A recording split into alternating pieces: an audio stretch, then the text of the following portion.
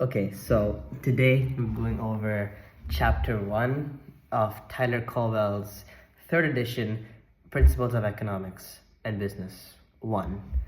So the first chapter begins with this thing called the big ideas, and they're basically the fundamentals you'll see in economics and business economics, and these ideas that keep coming up, that keep repeating every single time. So then we get on to his first big idea, which is incentives matter. Now, the first lines, actually, the first few paragraphs, they talk about a story of British sea captains. So basically, the story goes that Great Britain, hired these sea captains, all right, to send their prisoners or convicts to Australia, right? So the thing is, obviously, no one liked these prisoners. Nobody at all liked them, and they were treated worse than slaves. They weren't given food. They were beaten in, and sometimes even before the ship, and it was a place for disease like smallpox. So obviously, basically no prisoner got off that ship. That was like the ship of death and agony. So the moment you got on, that was basically death row. Okay, that was basically your execution. And most prisoners died there. Now, the thing is, the British government, they weren't happy with the prisoners, but they didn't want them to die also, right? So they were like in this middle ground. So to increase the, chance of survival, at least, or the survival rate, what they did was they started implementing laws that, like health and safety, for example, or maybe you have to feed the prisoner, you can't beat the prisoner while they're on the ship, right? And hoping that would at least somewhat increase the survival rate. But the thing is, nothing happened. The survival rate was so abysmally low that they were like, oh, what do we do, right? Then they changed one thing, and it doesn't really matter about the rest. So basically, the one thing they changed was actually the incentive. Is basically it. Listen, so the captains, they were paid for each prisoner that got on the ship. So then they had no incentive to keep them alive and keep them or take them off the ship. So, because they still have the money, they still have the profit if the prisoner got on the ship. That's where the money was made. But the moment that Great Britain started paying the captains after each prisoner, instead of getting on, that got off the ship, that's when the survival rate increased to almost 100%, which, by the way, crazy increase, right? Because now you gotta understand the incentive. The incentive of the captain is to make as much money as he can. And the best way to make money after the new law was implemented was keeping the prisoners alive. So that's what they would do. They were incentivized to keep them alive, to promote their own self-interest. And I think that the definition of incentives, at least, I don't think that, but in the book, it's mentioned that incentives are the rewards and the penalties that motivate behavior. And Adam Smith, I think, said this best. I'm going to read a quote from Adam Smith. "It is not the benevolence of the butcher, the brewer, or the baker that we expect our dinner, but the regard of their own self-interest." So benevolence, if you didn't know the meaning of it, is the act of being kind. It's being generous without expecting anything back. So in economics, we believe that people will respond in predictable ways. That's what neoclassical economics is all about. People acting optimally to maximize their own benefits or utility. So there are obviously incentives. Incentives is probably the main core integrity part, of economics. So some of the key incentives, just random, be power, money, fame, sex, love, reputation. Those are all pretty important, right? So they believe that benevolence is also from incentives. Everything comes from incentives. Like even charities, for example, right? So charities, they have a social cause, obviously, but they also want donations for their own, benefit. Not for their own benefit, but to benefit the people, they need donations, right? So one thing that they do is to promote their self-interest, they will actually, for example, they'll post the names of their top donors, or maybe, they'll make a hospital out of their name, just saying, right?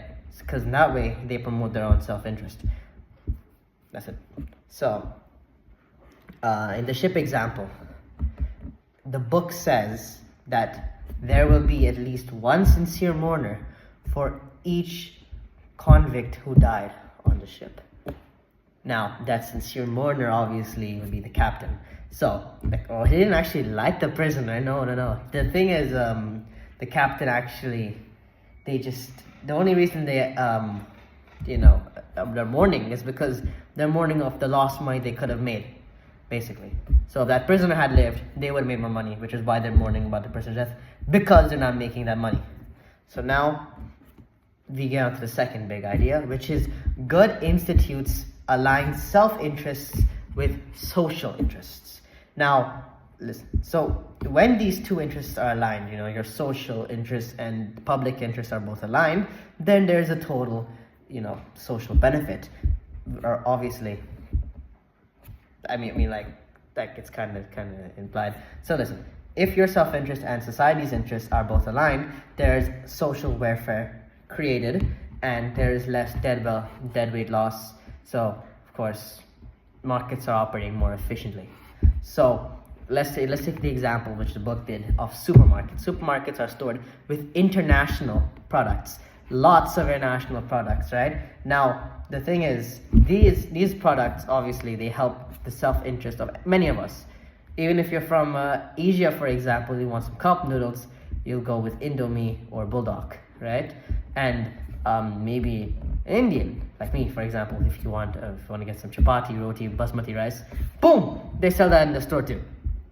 Now, the reason they do that actually is because of self-interest, and it's linked to the first topic, the first big idea, incentives. So each producer sells good for a profit, and each consumer wants to buy those goods for, a relatively low price. All right. So this supply and demand in the free market kind of matches, which creates allocative efficiency. So allocative efficiency is basically where the optimal amount of goods are produced. So there's no excess supply, no excess demand. And that's when the market is operating efficiently. Everyone is happy, and society benefits. So the supermarkets stock their shelves with international products that are good for society, even though no one explicitly told them to. So they're not actually acting benevolent. They're not doing it out of kindness. They're doing it to promote their own self-interest, which is profit. And that self-interest also promotes our self-interest, which is choice and relatively low prices. So the farmer, for example, that wakes up at 5 a.m. to farm the rice, or maybe the delivery man who wakes up early to deliver the goods, or the entrepreneur who risked all their capital to start up that store, they're all doing it out of self-interest. They all want to make money, right? And by doing that, they've also acted in your self-interest, which is, of course, choice and low prices. So Adam Smith called this the invisible hand. The invisible hand, it pushed people together, all right? It promotes an end and that they had no intention of being a part of. They didn't even know they were going to sell it to you. They could hate you. They don't care. They just want to promote their own self-interest. But by doing that, they promoted your self-interest, which is what economics is all about. So that's why they call greed good, because if it's in the name, if it matches with social interest, then it'll match with demand, supply, social welfare. You have to promote it. It's pretty good. That's why the free market is so efficient at doing what it does. So there is an issue though. He talked about it. Well, I don't know if he talked about it, but the book did. The free market means that there's also exploitation. I think everyone knows that. So that's why they argue for government intervention. The invisible hand, while it does create allocative efficiency, it can also be absent. So, for example, market incentives can be too strong. like firms. So I think I think the most common example would be pollution. Okay, pollution, let's just say overfishing, deforestation. All of these are negative externalities, and they do not benefit society. If anything, they're a social cost. They're bad for us. They're bad for everyone. But it helps them. That's why they keep doing it. So the invisible hand is not helping us there. It's not promoting our self-interest in that case, is it? Because if it promotes their self-interest, hey, we're making more money, but at the cost of us, the third parties. We're gonna breathe in this bad air. We're gonna see this lack of fish maybe in the sea. It'd be so empty without me, and it's just terrible. And then incentives can also be too weak.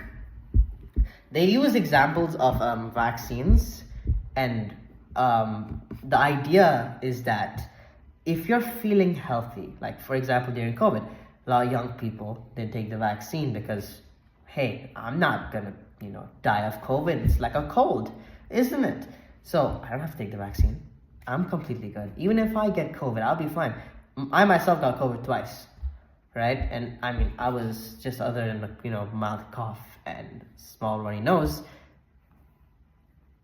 This is different, by the way. So other than those two symptoms, it's like I was feeling fine. But if you don't take that vaccine, that means that you increase the chance of spreading that infection to someone else. And that someone else, like for example, your grandma, could actually die of that. Which is why it's so important for you to vaccinate yourself and vaccinate your children. And obviously, that's why I think they made it mandatory in a lot of countries. So if left to the invisible hand, not enough people would vaccinate themselves, and therefore we wouldn't have herd immunity. Herd immunity is basically like where a lot of people are vaccinated, then the virus can't infect any of us and it dies out. That's basically herd immunity. So that incentive is too weak compared to the social benefit. So if getting a vaccine, for example, costs too much, or takes too much time, or you just don't want to do it, then the private cost is too high compared to the social benefit that you get. So because we're selfish and we act in our own self-interest, if our private cost is too high, why should we do it? If it doesn't interest us, why should we do it? If it benefits us, who cares about society? Society is everyone, all right? From me to you to the criminals. Why would I want to help them? So, of course, we don't do it.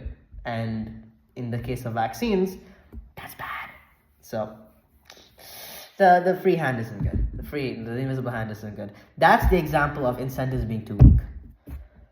So the reason why, I think you might be asking, why doesn't the invisible hand take into account? I mean, if you're pushing the goods, demand and supply wise, shouldn't you also be pushing the externalities or something? But the issue with externalities is it's not always reflected in market prices. It's not always explicit. Like, of course, they're polluting the air, but just how much are you getting affected, right? How bad is the fishing problem? How bad is the air quality that you get, let's just say, lung cancer? How bad is it? How large are these costs? And in economics, we can only assume. We don't know how large these external costs are. We don't know what would happen if it wasn't there. Okay, we don't know the size of this. We can only estimate. That's why it's a social science, and that's why people argue whether it's a science, which is an upcoming topic, by the way. So let's go back to the question. Externalities break the invisible hand because the market price fails to include all the costs and all the benefits of these services or goods.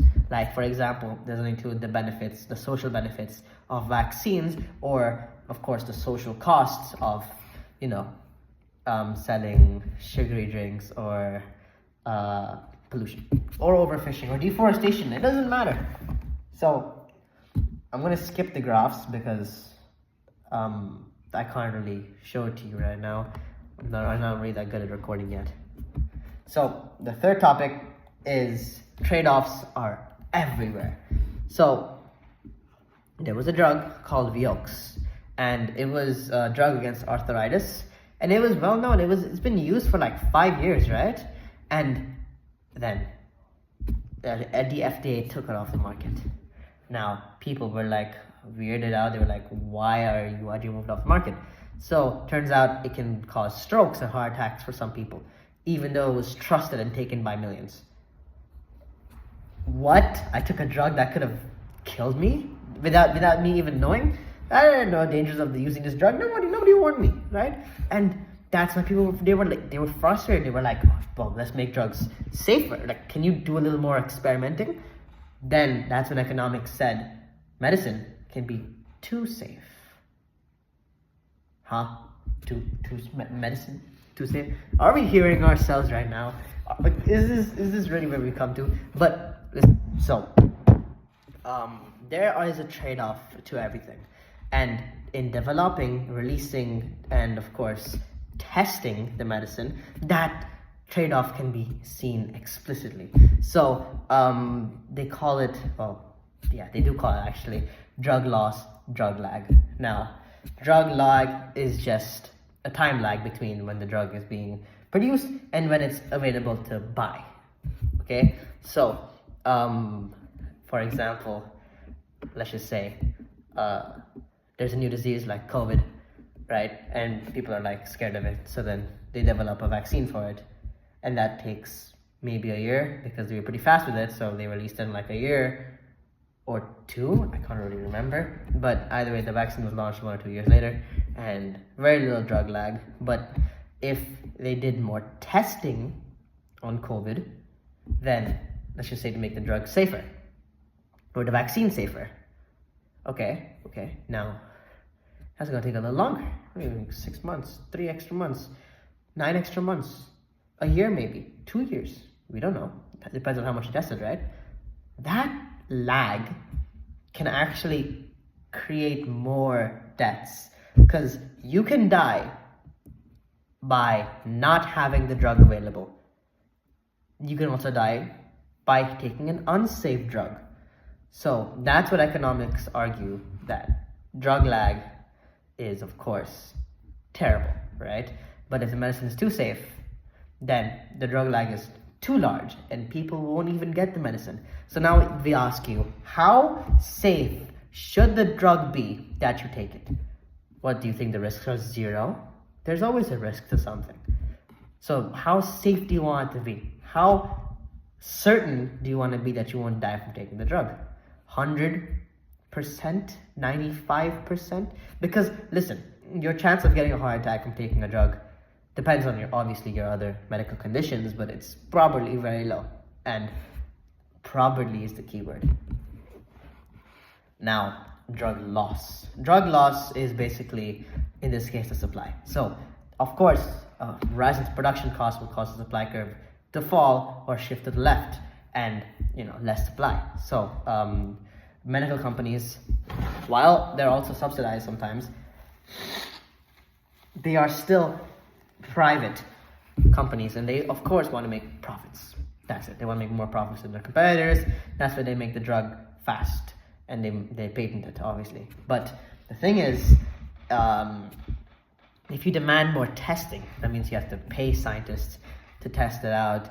You have to give them more resources to test it out. You have to perform more tests. Now that takes resources, of course, like time, and of course money, the most important resource that we have. That cost will obviously be reflected in production, so they reduce the quantity supplied of the drug, and less drugs are available, so it's less accessible, and some people will die because they didn't have access to the drug, or maybe the price was too high. That's it. So opportunity cost is another big topic here. It's in the same idea of trade-offs. So opportunity cost is the foregone benefit of the second best option. And the reason we do this is because to really understand the trade-off, we have to know the opportunity cost, because the opportunity cost is the foregone benefit of the second best or next best alternative. So how would you truly understand the trade-off if you don't know the difference in value between your best product and your next best alternative? How will you know the trade-off? How will you truly understand whether you should do another degree or you should just get a job right now? How will you know? Right? So that's why we use opportunity cost to measure, because what gets measured gets managed. So opportunity cost, if you can't tell from that example, includes tangible and intangible benefits and costs. And in economics, we actually do take into account these costs. The opportunity cost is taken into account, and it's in the economic cost. Now, people argue about this cost because they're like, okay, it might be there, might not be there, might not be as high, might not be as low, right? So it's not as, solid as an actual accounting revenue or accounting cost, but it's definitely still existing, which is why we make choices. We make choices based on the opportunity cost, or we're always like,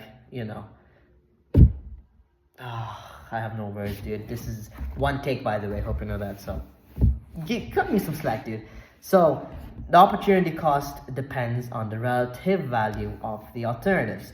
So, the opportunity cost of the next best alternative will rise if it becomes more valuable.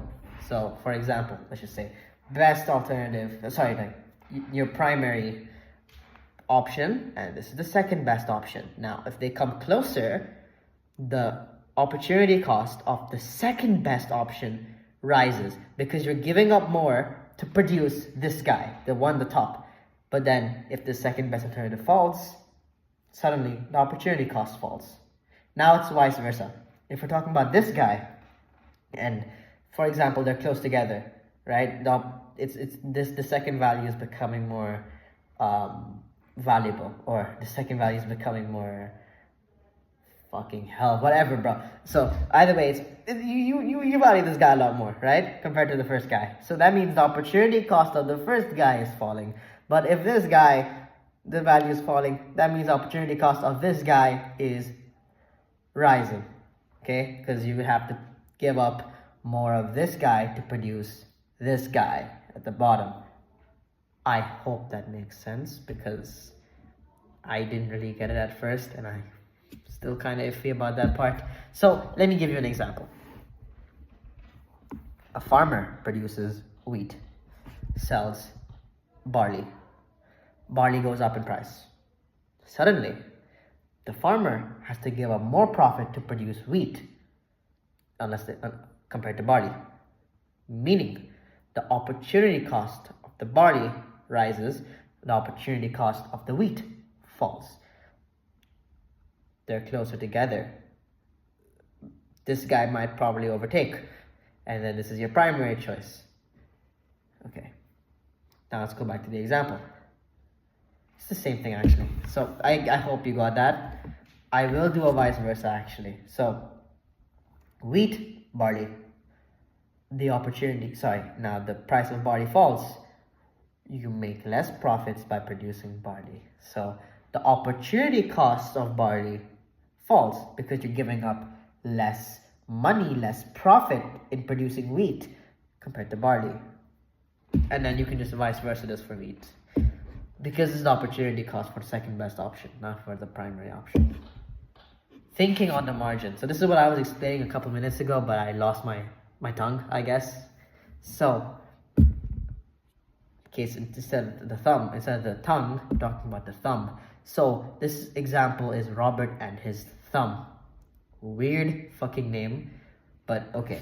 Listen. So basically, Robert is on a highway and he is late, or he wants to get somewhere on time. I don't know, or it could be a speed demon. So now he's driving on the road, okay, and so there's no one on the road, and he doesn't want to get fined, obviously, and he speeds. There's no speed camera, there's no cops, and there's barely any cars. I'm gonna increase my speed couple kilometers, like 1 or 2, maybe 1 or 2, right, miles per hour or whatever. I don't know what's kilometers per hour, miles per hour. So you go 1 or 2 up across the speed limit. Let's just say the speed limit 70. He's going 72, 73 maybe, right? And the moment he sees a cop, oh shit, okay, back down to 70, speed camera, back down to 70. I don't want to get fined today. I don't want to do it. You see, in this situation, Robert and his thumb are, I don't know why they're two different people. I don't know what's supposed to be. But basically, he's taking into account the cost and the benefit of his action. He's thinking, hey, if no one's on the road, the cost of speeding is lower because there's a less chance of crashing, a lower chance of getting a fine. So he thought, I'll increase the speed. I'll go above the speed limit by 2 or 3. Now there's a cop, there's a speed camera. Suddenly the cost of speeding are higher. He doesn't want to be caught speeding and get fined. He doesn't want a cop to stop him either and waste more time. Or he doesn't want to crash into anybody if the road is crowded. So he drives the speed limit. So this is called thinking on the margin, which is, I think, the 4th big idea. So he constantly weighs the pros and cons before making a decision about going a bit faster or going a bit slower. This is marginal, the marginal cost, the marginal benefit. So the marginal cost and benefit is basically the cost and benefit of an additional unit of output. So it's basically one additional unit. So you think, excuse me. So thinking on the margin helps measure the opportunity cost for important decisions, because how big is the difference? Because when you think about margin, you're thinking about the next best alternative, the next best option. What happens if you go a bit faster, and what happens if you don't? Which is why it's closely linked to opportunity cost, and we actually make decisions based on the margin. Okay, we don't think how much better is this product. We think how much better is this product compared to another product. By the way, I think I said the same thing. My bad. So yeah. 5th big idea is power of trade. Nobody cares. 6th big idea is the importance of wealth and economic growth. So he's mentioning that malaria. Let's just talk about malaria for a second. Okay, have you ever got malaria? No, you never got malaria. You never will get malaria. In Netherlands, for example, there's a lot of mosquitoes here, but there's such few recorded cases of malaria, such few recorded cases of mosquito-borne diseases, that it's literally hardly ever reported. You have a higher chance of dying to a refrigerator falling on you than dying of malaria right now in Europe or somewhere. But we think of it as more of a tropical disease, found in Africa or the poor third world countries. We're not going to get that. But you know who did get that? Abraham Lincoln. You know who did get that? George Washington. Yeah, he got malaria. That's crazy. What? No way he got it. Yeah, he got it. It's true. Abraham Lincoln, George Washington, they all got it until the late 1940s, where it was eradicated through better drainage and better drainage, better insecticide. That's how we got rid of it. It was a combined effort, and the book argues that we didn't get rid of it because, of the insecticide and of everything and all of our combined efforts. We actually got rid of it because of money. Money killed malaria. Wealth killed malaria. Just like wealth kills all our problems. Money solves all your problems, baby. That's it. That's basically what they're trying to say. Now, obviously, it will not solve all your problems directly, but it will definitely help tackle them. Okay? So that's what he's arguing. Wealth, of course, comes from economic growth. So you can't be wealthy without, growing a little bit. So now I'm going to list some pros of economic growth and wealth. Higher quality infrastructure, higher quality public services, reliable electricity, water, and power, higher quality education, stronger national security and domestic law enforcement, benefits to citizens, higher quality of life. All of this is possible because of the wealth your nation has. It's possible because you weren't born in a slum. You weren't born in the projects. You weren't born somewhere poor where life doesn't give you an opportunity to shine. That's not what life has given you. You were given the tools. All you gotta do is use it. By the way, that was such a hard quote.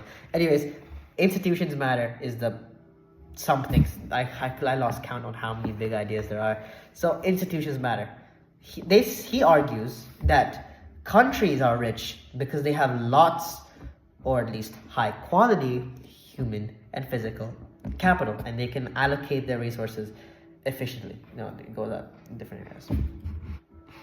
So some countries allocate more efficiently because of good incentives to work, to save, to invest, and to innovate. Those are there. So purchase, to save, to work, to innovate, to invest. We get it. So now, good incentives, of course, come from institutes like property rights, political stability, an honest government, legal systems, maybe low crimes, or competitive, contestable markets where competition can truly thrive. That's what helps with incentives. Now, you might be thinking, institutes, Aston? Don't you mean like banks or hospitals? No. Institutes are the name of the game. They're the rules, right? They're not just banks, schools, or hospitals.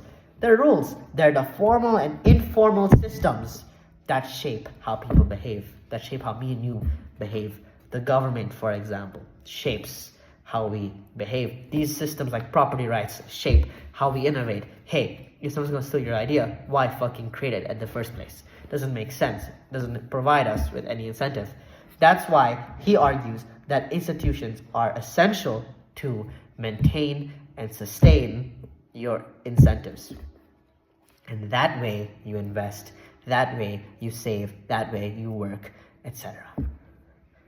Now, in the book, they gave the example of North versus South Korea. They were both really poor, but now one is much better than the other because of incentives and good institutions. These institutions in South Korea, they helped, incentivize firms to start up. They incentivize people to work in manufacturing and to innovate, to go abroad, to explore, to increase their quality. And, North Korea, opposite. They restricted them, they banned them. You're stuck in the same hellhole that you were born in. They literally give them jobs based on nothing. They just give them a job. They just like, oh, hey, you're going to work as a garbage man for the rest of your life. You don't get to decide that. They decide for you. Your incentives are dead to them. That's why it's still stuck, and it's regarded as the saddest country in the world. It's completely outcast from society. You get the point. So, economic growth comes from new ideas. Ideas are non-rival, as they can be used by everybody, and so are the fuel to long-run growth. What does non-rival mean, you ask? So basically, non-rival means that my consumption of it does not reduce your consumption of it. Ideas, anybody can use an idea. Anybody can think and use an idea. It is not for just one person, right? And even if I use the idea, you can still use the idea. Your generation can still use the idea. Anybody can use the idea. It doesn't matter. So, of course, ideas, I think the main point is if you are creative, you can come up with more efficient production methods. Of course, that increases your productivity because you can create more machinery, and you get the point. Now, since they're non-rival, everybody can use them, me and you. So that means millions of people can use them simultaneously, which, by the way, exponentially increase productivity and economic growth because they're not being used up. And now, since these ideas, of course, you build on them, right? You stack each idea on the next. For example, we make a bow. What's next? We make a gun. I know it's a big jump, but I'm just saying, ideas are another. You want to keep improving the idea. You want to get better and better. Oh, we made gas. Okay, cool. We made gas more eco-friendly. Okay, cool. We made gas more energy efficient. Okay, cool. That's how it goes. You build on another. And these are terrible examples I'm giving, but I'm just saying, top of my head, first take. Don't blame me. So the idea is that these ideas, okay, I didn't mean to say it like that, but you get it. The point is, these ideas compound over time, right? And therefore they lead to sustained growths in living standards. The right institutions need to be hired to preserve incentives. Economic booms and busts cannot be avoided, but moderated. That's the next idea. So demand and supply shocks will harm economic growth. You can't do anything about a supply side shock or a demand side shock. What are you going to do about it, dude? So we actually do have something to do about it. We have these tools called monetary fiscal policy. So what they do is that they help control recessions, control booms, okay? So it's used to help us bounce back, and it's used to not, make us go into debt completely. Like the US, which is I think $6 trillion or something dollars in debt. I don't know. Who do they even owe it to, bro? China? Anyways, so recessions are unavoidable, but some deep recessions like the Great Depression could have been completely avoided if we had used these tools properly. And the thing is, these tools are powerful. They are powerful because they manipulate our incentives. Now, if we misuse it and our incentives are tweaked or maybe they're just slightly changed, recessions can have a much bigger impact, as in bigger negative impact. That's what I mean. They can last for longer, they can be more severe, and then the economic consequences are way worse. So prices rise when the government prints too much money. I'm not going to explain this one. Central banking is a hard job. I'm not going to explain this one. Economics is fun. I don't know why he included this. I genuinely don't know why he included this at all. It's like, why even talk about this? Why even mention this, right? What? This is so dumb. Some of the questions over here that I answered are pretty good questions, because they were more qualitative. They were like, oh, hey, what are you going to do? It's than just calculating the demand or supply or the consumer surplus, which is, by the way, the next topic. So, yeah. There was this one I liked. It's called Fool in the Shower. So, I don't know what the economics name is. I'm sorry. But they call the central bank like a fool in the shower, where you go too hot. Oh, it's so hot, it burns. You go cold. You take these drastic shifts in the temperature, and that way it's too hot, too cold, too hot, too cold, hot then you're cold, yes, so and then you're out. So you get the point, right? So in the same way, the central bank will start manipulating their monetary policy, and they make it too large or too low, and this amplifies the boom, but also amplifies the recession, which is why he called these central bankers with inexperience fools in the shower. And they honestly just make our lives worse, and they are an example of government failure, government inefficiency. And honestly, if left to the free market, I think it'd be a lot better, because humans controlling other humans, don't even get me started. I don't know, how does that even work? So let's see. They also talked about the Great Depression here. Nothing really important, honestly. They said losing 100 pounds. I mean, I can't even gain a couple pounds. So I would assume losing 100 is a lot harder. So I think in the question, they linked doctors and economics together. So, of course, being a doctor and going into STEM is a lot harder of a job compared to business or economics. But the thing was, at least what they were saying was that the problems they solve can be very complex or very easy, and the solutions very complex, very easy. For example, you could have obesity, some kind of cancer or rare disease, and of course you can't avoid it, but one way of reducing it is not to smoke, to exercise well, to sleep well. These obvious answers that you should have been doing already literally reduce your cancer risk by more than 20%, more than 50%. By the way, real men make up these facts. I hope you know that. So it's why even bother, dude? And the same thing can be said for economics. Oh, hey, how do you make a recession? That's small. Of course, you would want to use fiscal monetary policy. You'd want to reduce tax rate, increase government spending, or maybe you want to increase, the money supply, reduce interest rates. That way, it incentivizes spending. Those answers are so obvious. dude, a GCSE student can do that. Yet they're so complex. They can be as complex as political problems, which is what they were trying to link here in this cool metaphor. But I think that no matter where you go in life, you will have problems, complex problems, and the solutions are always simple. The solutions, honestly, the more complex the solution, I think, the more, harder it is to solve a problem. Just keep it simple. So, in the same way of investing, for example, like day investing, daycare, whatever you want to call it, investing, it's like they make it so complicated. You barely make any money from it.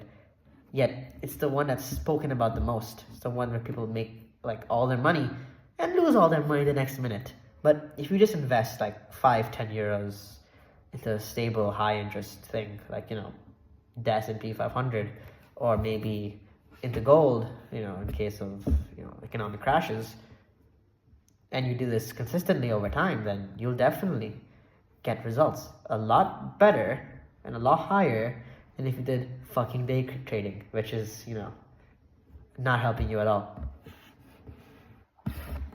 Okay. Dismal science is also one thing I want to say. So this is actually a history lesson. Now, I know I said the Great Depression, I skipped it, but that was a different circumstance. That is just history. It's pretty thick. But if you want to hear it, okay, I guess I will tell it to you. So the reason why the Great Depression happened in the 1930s is because lots of banks, like thousands of banks, actually failed. And the thing is, economics call banks too big to fail, because if they fail, they have huge economic consequences, which governments just cannot take. So they fund these banks to make sure they don't fail, which you could argue leads to moral hazard, because they don't really care about who they lend to, who they give it to, because they know at the end of the day, they won't go bankrupt. They know at the end of the day, their job is secure, so they don't really care. You could argue about that point, but the point still stands that they're too big to fail. These economic consequences are huge. And so one role of the central bank is to be a lender of last resorts. They lend to commercial banks. If the commercial bank isn't doing so well, they will lend to them, right? That way they avoid the bank, going bankrupt, obviously, right? So in this case, lots of banks failed. There was a shrinkage in the money supply, and then they thought, hey, let's increase the interest rates. I have no idea why they did that, actually. Oh wait, they did that because of market speculation, that's why. So what that did, so to stop the market speculation, because there was a market bubble that was going to form, which was also market failure, by the way. So they thought, hey, you know what, let's increase the interest rates. And they did that while the money supply was already low. Low supply, high demand. Of course, price levels went up. They skyrocketed, they were huge. Plus, debt interest levels were so high because they rose the interest rates. Now, what the heliante is going on? So, because of that, people's real wages started to fall. The prices, literally, so their real wages fell. And yeah, by the way, ignore everything I said in the last minute, because it's all yap. Okay, that's it. I said nothing of value for the last 2 minutes of my life. 2 minutes of this video, sorry. So, there was one of Zimbabwe. So, no, the Zimbabwe one's actually pretty interesting. So, I think, they have like $100 trillion note. That's fucking crazy. Your economy is failing at that point. So, they asked what I do. And before I do anything, I think the best solution is to get more information about what the problem really is, because you can't put on a band-aid without knowing where the wound is. So I did a little bit of research, and it's about slavery, of course. So in the past, Zimbabwe, of course, African nation, I'm pretty sure. So they were slaves and everything, of course, you get it. And these white people own these huge farms, like big farms, commercial farms, and they're pretty good at it. They're pretty good at farming. They were actually pretty good for the economy, right, of Zimbabwe. Why is my nose so leaking? Oh, dude, I'm sick. But this is not the COVID I explained earlier. So, the white people were basically owning all these farms, and then, of course, they gained independence, and now these white people these well-known farms, they were like, start selling them off, right? Zimbabwe was like, yo, just saying, I know it's yours. Can we buy it from you? So they were like, yeah, sure. And then they started, like, they bought it. They were buying it off pretty slowly. It was pretty good. So between 1980 and 1990, they started buying the farms back, and they were distributing it properly. It was stable, it was good, and it was clearly working. But then there was some kind of social pressure, and the government just seized it from them in the 2000s. They're like, okay, guys, get out of my country. Stop producing. And the thing is, these white guys were really good at farming, right? They knew all the methods, and they were like, okay, we'll get out. So they got out. They left, right? And the thing is, okay, the Zimbabwe government, obviously, I think you can understand, is pretty corrupt. So now that they had all these commercial farms, by the way, they just gave it to military leaders, to political leaders, and then what happened? These people don't know how to farm. You can give it to the smaller farms. You can give it to anybody who knows how to properly farm, or give them incentives to farm. They didn't do that. So instead, these farms started, they were just terrible. They didn't know what they were doing. And of course, they had no crops, no productivity. And then you get the point, dude. So then their wheat industry, their tobacco industry, which they were growing, by the way, completely fell apart. And there you go. Boom. Zimbabwe had nothing. So now, instead of becoming a food producer, they were now a food buyer. They were just buying food because they had to feed their people, obviously, right? And the thing is, not just buying food, but they also want to buy military stuff and arms, and they want to keep buying. So they thought, instead of the fiscal austerity, or instead of using any other, like increasing the taxes on their people, there's a lot of reasons why they didn't do that. Obviously, because maybe the people were like low income or something. So they thought, let's just print more money. And that's what they did. They just printed more and more money. They bought more and more stuff. But the money supply continuously increasing. Of course, what do you think was going to happen? Inflation happened. And it was insane. Hyperinflation, 100%, 200%. It's insane. And by the way, this wasn't even annually, right? So now it's like, okay. So people were like, shit. So if they knew that the price of the money was going to fall, then they had to use the money now. So they bought. The moment these new notes were introduced, bought. And this increased the demand, and at the same time increased the supply, increasing the price in general. And this is what happened. Okay, I'm gonna cut this short because my grandma's calling me. But let me go back to decimal science and then we can go, okay? So decimal science was coined in the 19th century by historian Thomas Caroline, where he criticized economics for being pessimistic, suggesting that poverty and scarcity are natural limits and can be overcome easily, since it deals with trade-offs and opportunity cost. So basically, what he's saying is that, hey, economics is so pessimistic, it's so sad, because what are we talking about? Poverty is always going to be there? That's so sad. What a reality we live in, that poverty is always going to exist, that trade-offs are everywhere. That's so sad. And that's why he called it a dismal science. Thank you. So, I appreciate that.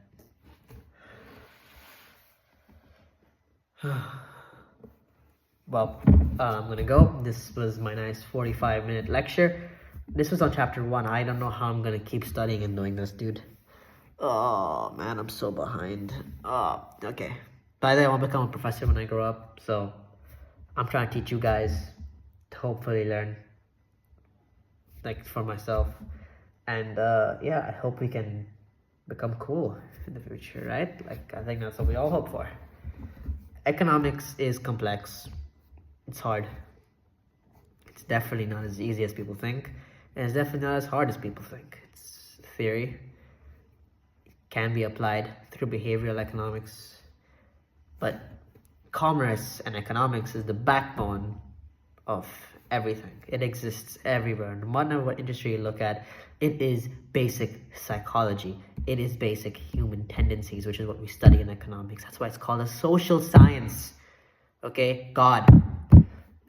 Anyways, like I was saying before, complex problems often do have simple solutions. Do not overcomplicate your life. Do not clutter your mind, like how you clutter your house or you clutter your room. Clean it up ever so often. Take care of yourself. This is Aston taking a nap. Bye.